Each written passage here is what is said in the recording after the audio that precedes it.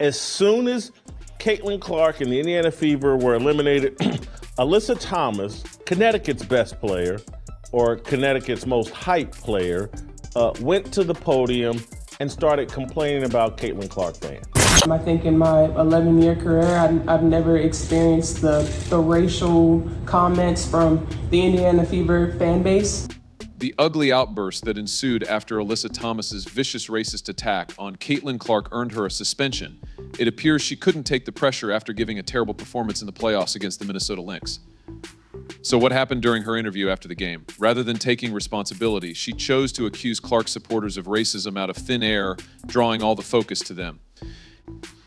ALYSSA claims that since there's a 99% chance you're a fan of Caitlin Clark and you're viewing this video, you must also be a racist. Okay, ALYSSA, thanks for enlightening us. You guys are the genuine racists. Those guys are just acting like bigots. It's amazing how ignorant someone can be to ignore Clark's absurd stats and believe that her skin tone is the only reason for them. Then you better earn a suspension. However, do you know exactly what she said to get herself into this situation? Why is everyone disliking her now? And is there a possibility the league will pardon her? Let's quickly dive into the specifics. What this actually is, we all know, it is an attempt to harm Caitlin Clark. Due to the extreme racism of her fan base, Caitlin Clark is the incorrect face for this league. Due to the Minnesota Lynx's vicious thrashing in Game 2, the Connecticut Sun have just been eliminated from the playoffs in the most embarrassing manner imaginable. ALYSSA appears to be about to lose it when she enters the post-game interview, having just finished bombing on the court. Sincerely, it's unacceptable. Indeed, it has no place there. I've never been called the things that I've been called on social media, but we've been professional the entire time. Furthermore, it has no place. It was as if a light bulb went out when a reporter finally ventured to bring up her performance. Rather than confronting the obvious, namely her total lack of performance during the playoffs, she launches an offensive, calling Caitlin Clark's supporters bigoted. She did not indicate that she struggled to deal with hostility on social media or that there were only a few trolls online. Nope. She went all in, calling all of Clark's supporters racists who are destroying black athletes' mental health. We come to play hoops for work, which is enjoyable, but we don't want to show up for work every day to see our social media accounts blown up over unimportant things. Whether this league checks or they check their fans, something has to be done since it's inappropriate. There's no time left for it. It seems as though she had been hoarding this thought, awaiting the ideal opportunity to share it, all the while hoping that someone would inquire about her disastrous game so she could turn the subject around. It was evident on the faces of the reporters. They were at a loss for words. Nobody questioned her about specifics or demanded proof. Twitter and Instagram are decisions we make. There is a quick method. The league need not take a position. You don't need the Indiana Fever to do anything to convince you to stop using social media. Set your phone aside. Get rid of the app downloads. Refrain from participating.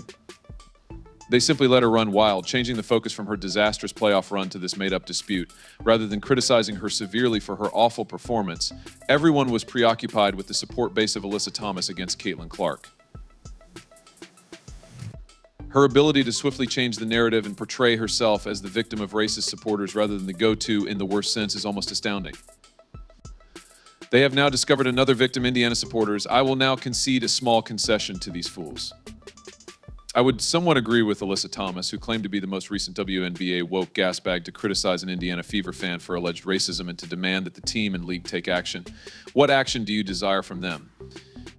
But you can't help but wonder if this was all just an outburst in the heat of the moment. Was it a deliberate action to divert attention away from the criticism directed at her? ALYSSA Thomas made a bold statement early on, saying that this season has been the first in her 11-year career that she has experienced this kind of abuse. And who is the target of her finger pointing? The very people who have been riding the Caitlin Clark hype train since her incredible rookie season began are the Indiana Fever's fan base. But really, who gives a rat's ass? The really bad news is this: did she even bother to provide even the tiniest bit of evidence to support her claims? Nope, not a possibility. Not even a hazy tweet to rely on, no instances, not even any examples. Instead, she made a broad charge that seemed to indicate that Caitlin Clark's very existence in the league is so toxic that the entire Fever fan base is out to destroy her mental tranquility. Well done, ALYSSA. Kunda Clark is Caitlin Clark.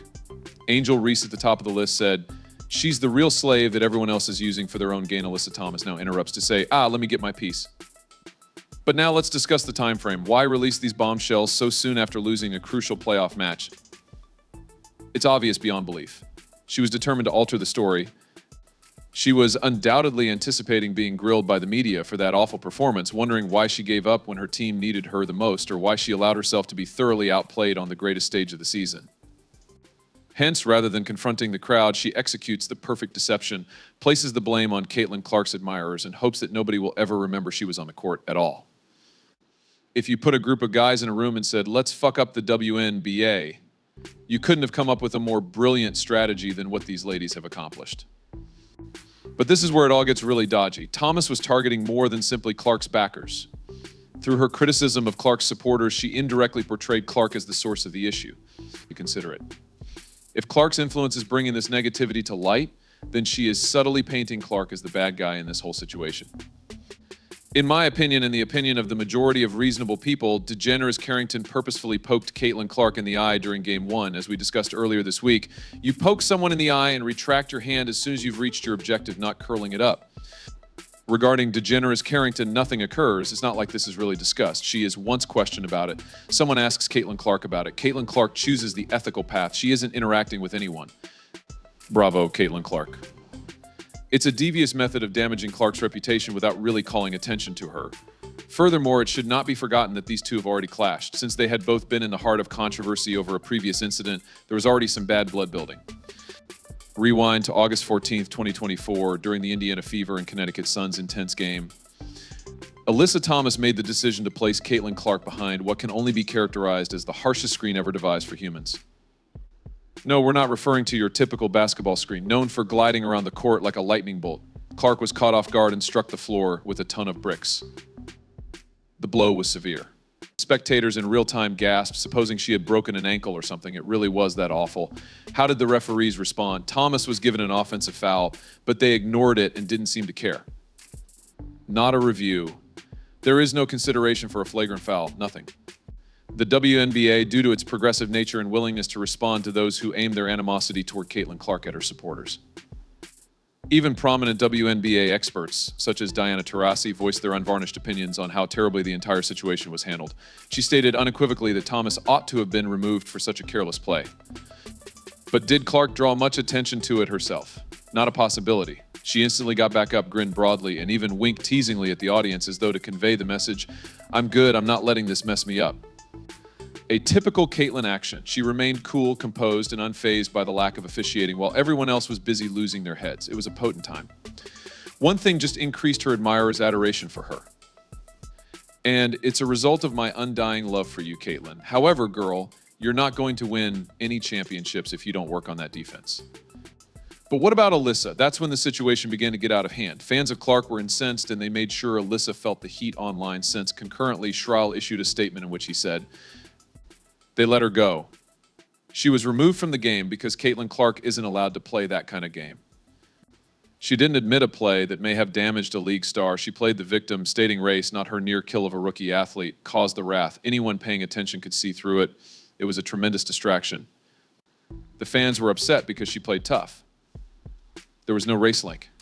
Players called Caitlin Clark racial slurs, forcing her to travel to the NBA. Mostly white girl. Those are the players. One idiot sits up there.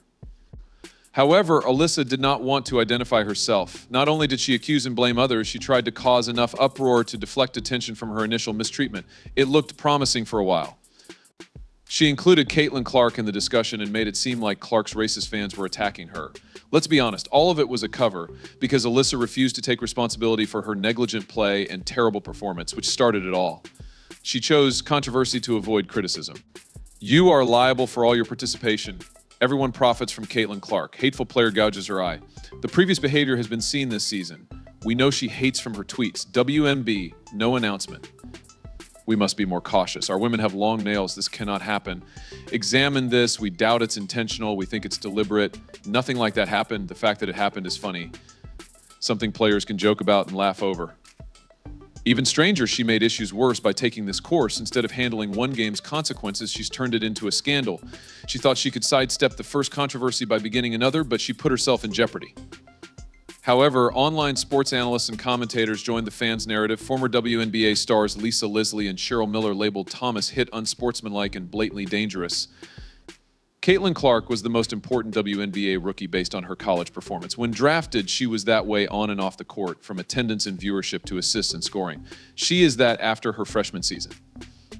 ESPN's The Jump panel reviewed the play frame by frame, with Rachel Nichols saying, "You don't set a screen like that unless you're trying to injure someone or make a statement the next day." All major sports shows covered it. On Pardon the Interruption, Around the Horn, and every other hot take show, analysts debated whether Thomas should have been suspended or ejected.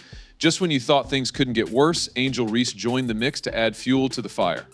Reese, who never shies away from controversy, backed Thomas and blasted Clark's following on social media and her podcast. One idiot wears shades and believes she's a model. This is inappropriate. Allow me to share another. Very simple to do. This mobile device, stay away from social media. She repeated her accusations about Clark's fans, repeating the myth that they were innately prejudiced and always looked out for black athletes. However, the dispute over Thomas infringement escalated beyond their control. They are both under criticism after a questionable screen in a regular season game became a scandal. They made a worse mistake by avoiding the first, and now everyone is talking about them instead of Clark's supporters.